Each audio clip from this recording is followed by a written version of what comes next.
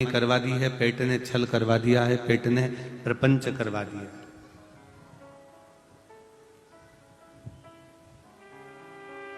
भगवान शिव की कथा कहती है, भगवान शंकर का संवाद कहता है, शिव महापुराण की कथा कहती है कि पेट देने वाले ने पेट दिया है, उसको भरने के लिए भी उसने साधन बनाए हैं और वो साधन उसने जो बनाए हैं वो जनमानस के कल्याण के लिए बनाए, संपूर्ण विश्व के कल्याण के।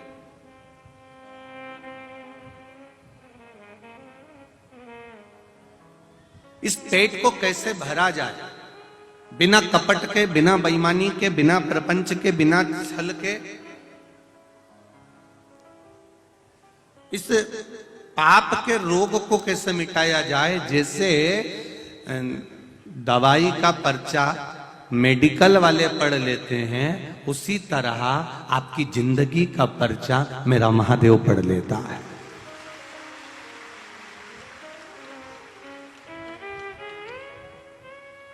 मेडिकल वाले को मालूम है कि ये बनाया है, तो दवाई वाला तुरंत दवाई निकाल कर दे देता है कि ये दवाई में ये चीज ले लो और इस चीज से इसका आराम लग जाए।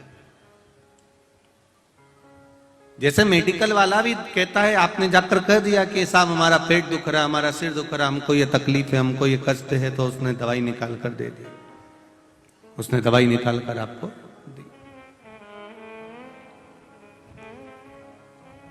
उसी प्रकार से जैसे आपने कहा कि मुझे एसिडिटी हो रही है, गैस बन रही है, मेरा सिर दर्द हो रहा है, मेरे पीठ में दर्द हो रहा है, मेरे हाथ में दर्द हो रहा है, मेडिकल वाले ने केवल सुना और सुनकर आपको दवाई निकाल कर दे दी और आपने वो दवाई मेडिकल वाले से पूछा इसको कैसे लेना है, उसने कहा साहब इसको पानी से ले लेना, इसको दूध से ले लेना, इसको सुबह ले लेना, इसको शाम को ले लेना। उसने समझा दिया, उसने कहा बस। इसी तरह शिव मेरे भोलेनाथ और मेरा बाबा, मेरा गुरु, सतगुरु, घर के बुजुर्ग, घर के बड़े, माता पिता और घर के जो बड़े होते हैं, बुजुर्ग होते हैं, गुरु होते हैं, या मेरा भोलेनाथ होता है, वो आपके चेहरे की मात्र दशा देखकर पहचान जाता है कि इसको कौन सी दवाई की जरूरत है, ये क्यों दुखी है, इसको क्या कष्ट है, इसको तकलीफ क्या है, इसको कष्ट क्या है।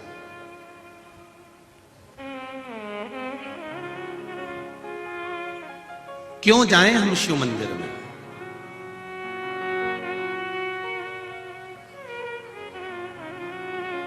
किस लिए?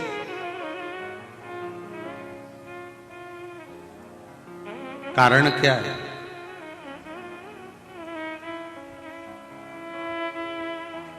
एक नाई की दुकान पर एक व्यक्ति बैठा हुआ कटिंग करवा रहा था। नाई बोला जा रहा, पहले राजनीति पर आया, फिर धर्म नीति पर आया, फिर वापस राजनीति पर आया। फिर उसने कहा दुनिया के लोगों में तो अक्ल नहीं है, बिल्कुल भी जबरदस्ती के शिव मंदिर जाने में लगे हुए हैं, महाराज के चक्कर में पड़े हुए हैं, काय को टाइम बर्बाद कर रहे हैं यहाँ 2-2, 3-3 घंटे तक बैठकर। उसने कहा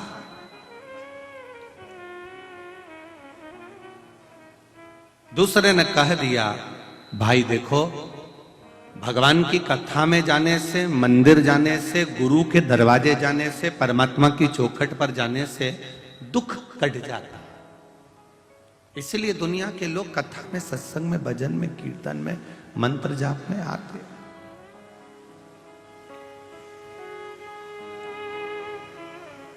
अगर भगवान है,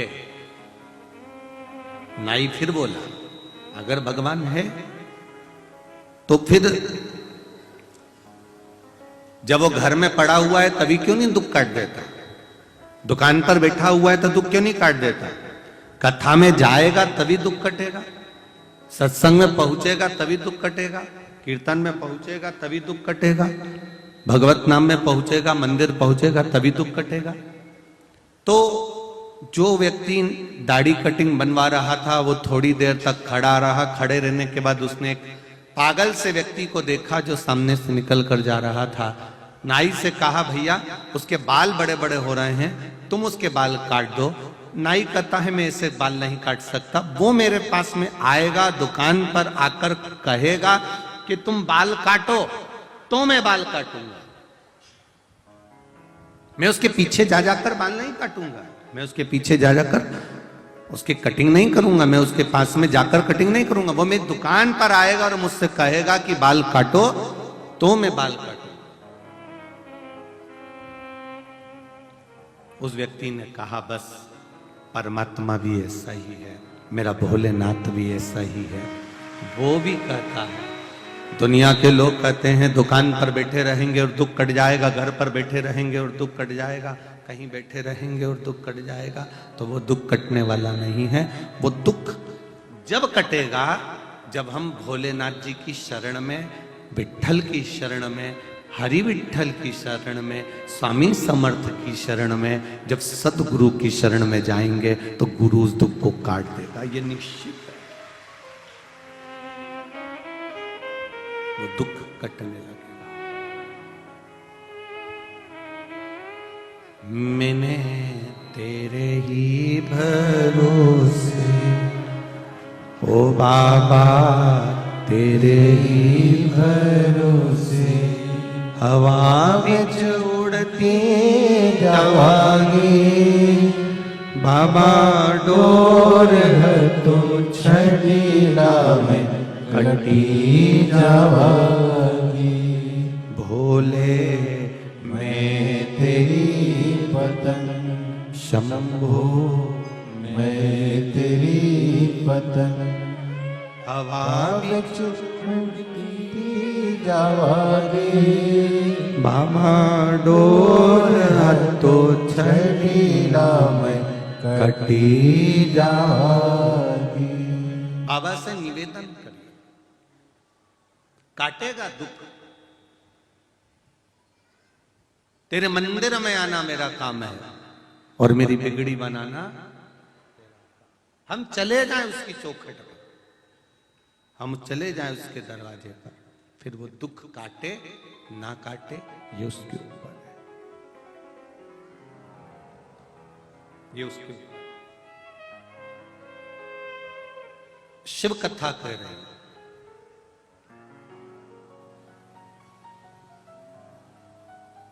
भगवान का भजन भय से मुक्त होकर करिए। भय रखकर कभी भगवान का भजन मत करना। कोई तुमसे कह दे ऐसा नहीं करोगी तो तुम्हें तकलीफ हो जाएगी, तो ये भय वाली बात है, इसको भय कहते हैं। ये भय वाली बात शिव महापुराण नहीं कहते। कई लोग कहते हैं अगर हम इन भगवान का पूजन छोड़ देंगे और इन भगवान का पूजन करेंगे तो भगवान को बुरा तो नहीं लग जाएगा।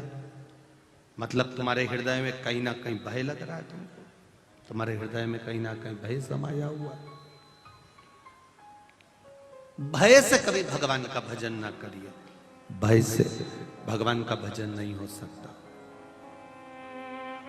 एक बहुत सुंदर बात है, जब आप ट्रेन से सफर करते हो, परवड़ी में स्टेशन है, रेलवे स्टेशन है ना, जब आप ट्रेन से सफर करते हो तो ट्रेन से सफर करते करते मान लो जल्दी जल्दी में आपने टिकट नहीं लिया और आप ट्रेन में चढ़ गए, ट्रेन में आप बैठ गए और आपने टिकट नहीं लिया।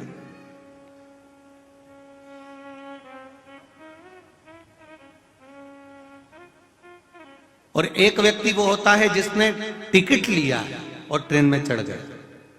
अब दोनों को देखना, जिसने टिकट नहीं लिया ना, हर थोड़ी देर में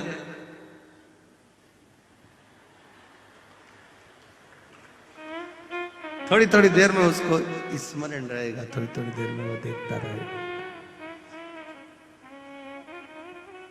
और एक व्यक्ति जिसने टिकट लिया, पांव पसार के बैठा हुआ है, कोई चिंता नहीं। और जिसने नहीं लिया कोई मूंगफली बेचने आया ना तो क्योंकि टिकट नहीं लिया ना इसीलिए तकलीफ है। अगर वो टिकट लेके बैठ जाता ना तो इतना उसको घबराना पड़ता क्या? नहीं। जिसने टिकट लिया भले वो 25 रुपए का था 50 रुपए का था पर उसने लिया, शान से बैठा है, पानी की बोतल खोल के पानी भी डकार रहा है, 4 पराठे लेके गया था वो भी खा गया, बिस्कुट भी खा गया, बेफिक्र, क्योंकि टिकट लेके बैठा हुआ।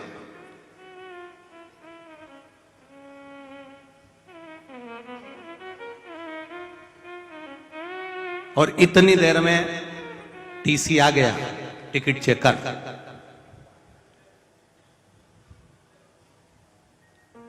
जिसके पास टिकट था उसके पास पहुंचा, लाओ टिकट दिखाओ, ये लो।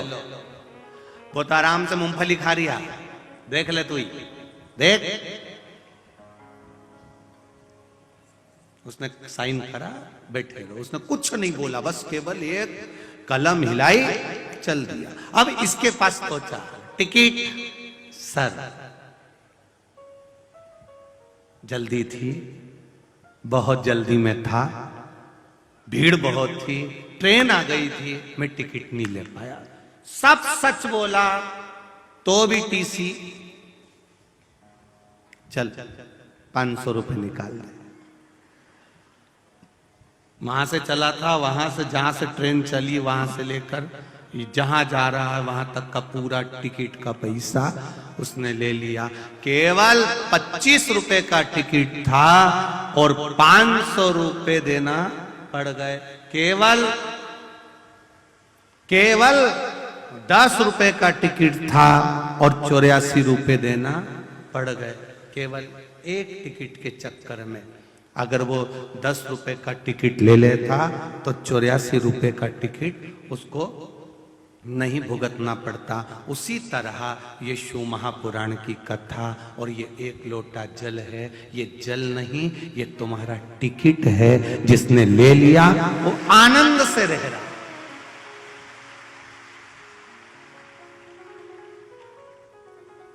एक लोटा जल जो चढ़ा रहा है महादेव को, जो शिव महापुराण की कथा सुन रहा है, आस्था चैनल के सामने बैठा है, फेसबुक यूट्यूब पर सुन रहा है, मोबाइल पर श्रवण कर रहा है, उसने प्रतिदिन का टिकट लिया हुआ है, उसको घबराने की जरूरत नहीं है। जिसने बहाना बनाया है, परवड़ी में कथा थी, क्यों साहब तुम्हारे गांव में कथा हो रही है, कथा सुनने नहीं गए? अरे साहब बस पूछो मती, इतना फैला रहा, इतना काम, इतना काम, इतना काम। इन्होंने 10 रुपए का टिकट नहीं लिया, अब मरने के बाद 84 का चक्कर काट गए, 84 के चक्कर में पड़े हुए।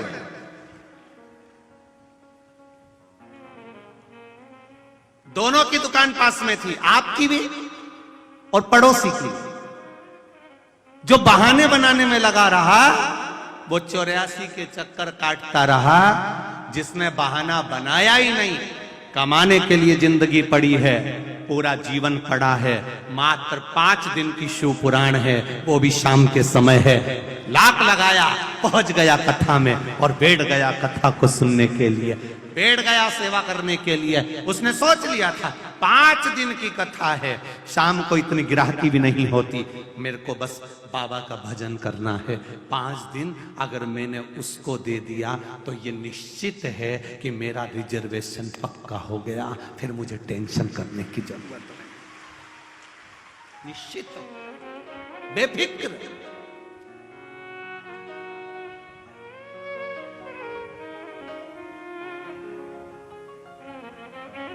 बेफिक्रता। राजा भर्तरी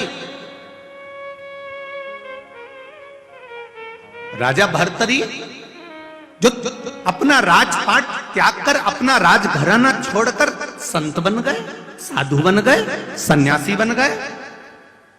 राजा भर्तरी स्वयं एक ऋषि का रूप धारण कर लेते, एक बार देवाधिदेव महादेव माता पार्वती के साथ भ्रमण पर निकले और भ्रमण पर निकलते निकलते भर्तरी को देखा तो पार्वती जी आश्चर्य में पड़ गई। कितना तप है इसमें, कितनी साधना है इसमें, कितना तन पर भस्म रमाया हुआ है, जटा जूट बांधा हुआ है और मस्तक पर चंदन लगाया हुआ है। कितनी कितनी तप मुद्रा है, कितनी साधना है, कितना तप है, कितना तप है।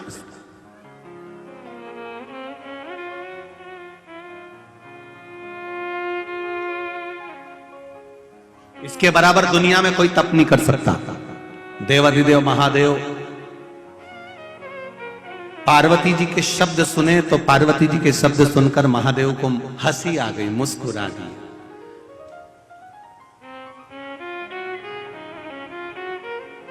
ये माताओं की थोड़ी सी आदत होती है, किसी के घर के भी पर्दे देखकर आकर्षित हो जाती है। इसलिए पति इनको दिवाली पे साथ घुमाने नहीं ले जाता, क्योंकि इनकी आदत में ये जरा सा किसी के यहाँ का रंगोली देखी, कितनी बढ़िया है, कितनी बढ़िया है। ये किसी के यहाँ के पर्दे देखे, इन्होंने तुरंत देख लिया, कितना बढ़िया, कितना बढ़िया। शिव जी हंस दिए, भोलेनाथ जी को हंसी आ गई। पार्वती जी बोली तुम मेरी हंसी उड़ा रहे हो। शंकर भगवान बोले मैंने काय को हंसी उड़ाई, मैंने तो केवल इतना बोला है भोलेनाथ जी की राजा भर्तरी ने अपना राजपाट छोड़कर क्या संत की मुद्रा धारण करी और कितना भजन कर रहा है बेचारा, कितना भजन कर रहा है। आप प्रसन्न क्यों नहीं होते, आप कृपा क्यों नहीं करते, आप करुणा क्यों नहीं करते।